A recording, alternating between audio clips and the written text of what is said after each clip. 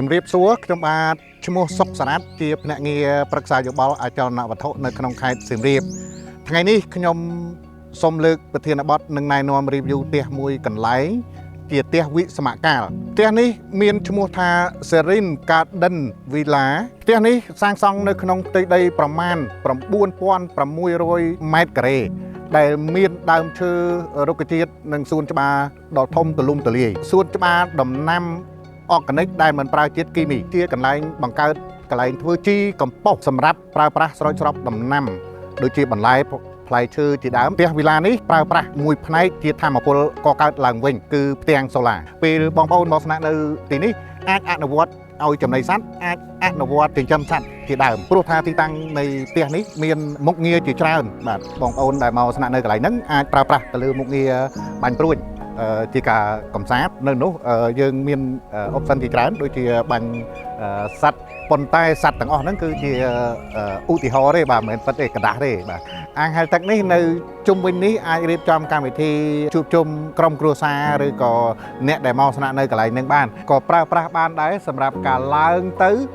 លោតពីលើនឹងចុះមកអាងហែលទឹកនេះឬក៏ប្រើលំហាត់ប្រាណឡើងពីកណ្ដាលនេះទៅឡើងដោយផ្ទាល់ដៃកន្លែងហាត់ប្រាណនេះវាមានឧបករណ៍ជាច្រើនអាចជាជម្រើសដែលបងប្អូនអាចចូលចិត្តបានបាទយើងមកដល់ទីតាំងសម្រាប់កាយ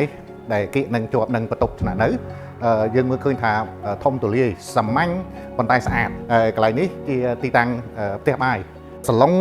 កន្លែងតុធ្វើការនឹងទីធ្លាកន្លែងនេះគឺវាទន់ស្រួលហើយទូលាយល្អលក្ខណៈដេគ័រក៏សាមញ្ញធម្មតាបាទចំណុចកន្លែងនេះក៏ជាចំណុចកន្លែងដែលលោតទឹកបានដែរបាទពីព្រោះថាអាចបើកវារងដានេះហើយលោតទឹកកំសាន្តពីនេះទៅក៏បានយើងមកដល់បន្ទប់គេងហើយបន្ទប់គេងនៅទីនេះអាចបានចំនួនគ្នា2នាក់ហើយក៏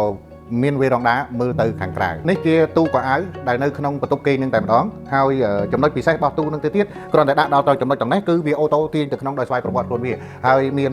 ជើងឆ្នាំងអ៊ុតមានឆ្នាំងអ៊ុតមានទូសុវត្ថិភាពគេហៅថាទូ safety box ក៏មាននៅទីនឹងដែរ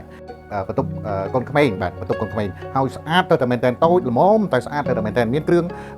សម្រាប់ទូ cabinet សម្រាប់ដាក់សម្ភារៈរបស់ក្មេងកន្លែងហ្នឹងមួយកន្លែងហើយឡើងទៅខាងលើនោះក្មេងគាត់ចូលចិត្តដេកនៅខាងលើនោះក៏មានដែរមានមួយក្រែនៅខាងលើនោះដែរយើងមកមើលនៅកន្លែងទីតាំង ballroom ហើយឬក៏ហៅភាសាខ្មែរថាកន្លែងទទួលភ្ញៀវកន្លែងទទួលភ្ញៀវនេះគឺធំទូលាយល្អហើយពន្លឺក៏គ្រប់គ្រាន់ដែលមើលទៅអាងហែលទឹកមើលទៅសួនច្បារហើយនៅជាប់នឹងកន្លែងហ្នឹងក៏មានកន្លែងសម្រាប់ចម្អិនអាហារនៅជាប់នឹងកន្លែងប្រជុំកន្លែងហូបអីទីហ្នឹងគឺជាកន្លែងហូបស្រាហើយនឹងកន្លែងជក់បារីស៊ីកាប្រសិនបើបងប្អូនត្រូវការជក់បារីស៊ីកាហើយនឹងនៅជាប់នឹងកន្លែងហ្នឹងក៏មានកន្លែងតុកស្រាល្អដែលអានេះវាដើរអូតូដល់ស្វ័យប្រវត្តិយើងបញ្ជាវាតេឡេទីតាំងមុខងារកន្លែងនេះគឺមាន whiteboard សម្រាប់ការបងប្អូនមកស្នាក់នៅកន្លែងហ្នឹងជាលក្ខណៈឯកជនជាលក្ខណៈក្រុមការងារសម្រាប់ការជួបប្រជុំធ្វើបទបង្ហាញអីផ្សេងៗគឺជា whiteboard ដែលមាននៅក្នុងទីហ្នឹងស្រាប់ក្នុងសួនច្បារកន្លែងក្មេងលេងមានឧបករណ៍ជាច្រើនមានទូងមានទូងដើរពីកន្លែងមួយទៅកន្លែងមួយទៀតកន្លែងនេះសម្រាប់ក្មេងជិះរ៉តដែលមានប្រវែងប្រមាណ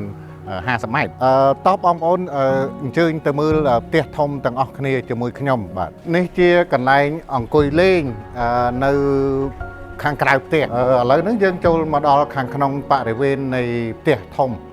នេះគឺជាកន្លែងទទួលភ្ញៀវមានសាឡុងនិងមានតុធ្វើការឬក៏ហូបបាយជាដើមបាទនេះជាបន្ទប់សម្រាប់ការស្នាក់នៅហើយមានបង្អួចជុំវិញនៅទីនេះបាទទីនេះគឺបន្ទប់មួយហ្នឹងគឺតបជាប់គ្នាជាមួយនឹងបន្ទប់ខាងនេះបន្ទប់ខាងនេះគឺជាបន្ទប់ក្មេងបាទបន្ទប់ក្មេងហើយមានតុសម្រាប់ពួកគាត់ហាត់ការ homework ហើយក៏មាននៅជាន់ខាងលើក៏ជាបន្ទប់ក្រែគេងសម្រាប់ពួកគាត់ដែរ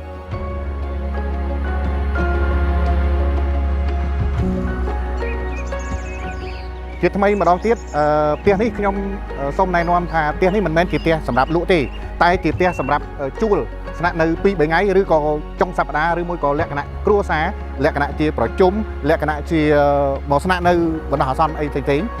ធ្វើជាកន្លែងជប់លៀងឬក៏ពិធីអីផ្សេងៗផ្ទះនេះមិនមែនសម្រាប់លក់ទេបងប្អូនផ្ទះនេះគឺសម្រាប់ជួលរយៈពេលខ្លីតែប៉ុណ្ណោះប្រសិនណាបងប្អូនត្រូវការផ្ទះទិញផ្ទះស្អាតដូចនេះសូមទាក់ទងមកខ្ញុំពីព្រោះថាខ្ញុំមានតែផ្ទះល្អល្អ luxurious ផ្ទះដែលទំនើបហើយនឹងស្តៀងនឹងផ្ទះនឹងជាដើមបាទបើបងប្អូនចង់បានផ្ទះស្អាតបែបនេះខ្ញុំមានផ្ទះផ្សេងមិនមែនជាផ្ទះនេះទេខ្ញុំមានកាន់នៅក្នុងដៃតែម្ដងសូមទាក់ទងមកខ្ញុំបាទ